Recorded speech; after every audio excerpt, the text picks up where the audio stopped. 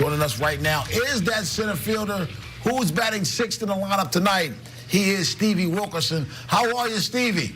I'm doing well. How are you guys? Everything good? We're doing well. We're doing well. Stevie, how is it to finally have that opportunity to play every day in the big leagues, and what has the difference been for your success?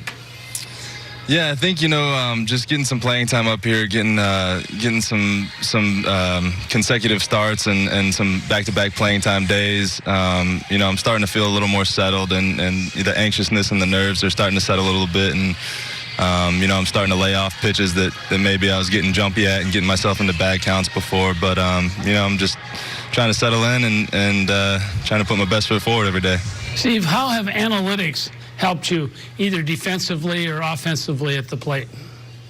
I think both. Our pitching reports are pretty spot on and detailed, and defensively just lining up in the right spots. You can see we have the cards out there, and Arnie and the guys do a really good job of putting us in the right spots. So I think they're a big help on both sides.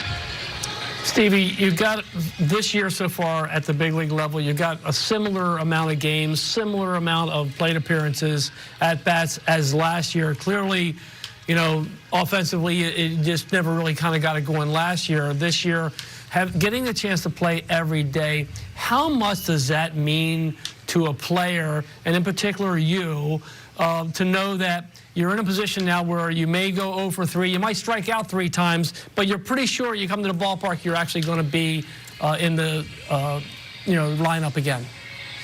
It feels good to have my name in the mix for sure. Last year I definitely struggled a bit up here, and it was difficult coming off injury. I was swinging the bat pretty well before I tore my oblique, and then taking that time off and then trying to get it going again in September against the Yankees, Red Sox, and the Astros in the easiest draw. But yeah, it feels good to be in the mix.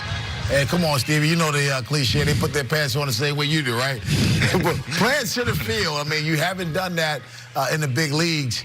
What's the biggest adjustment to playing center field versus the corner outfield positions?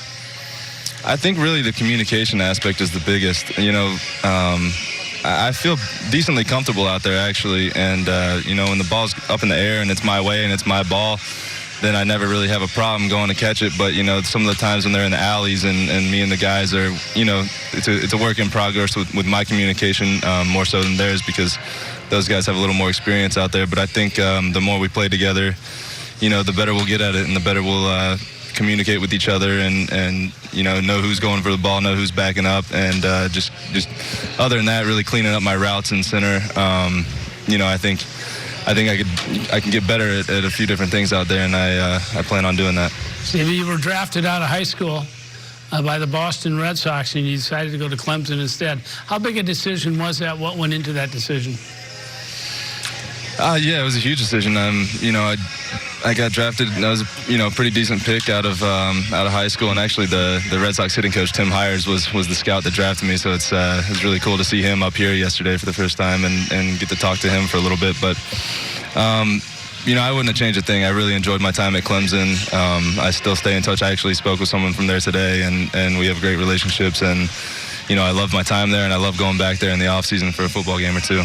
Stevie, most guys, they get drafted out of high school or even out of college, aren't necessarily labeled, or so to speak, guys that are utility guys or guys that move around a lot.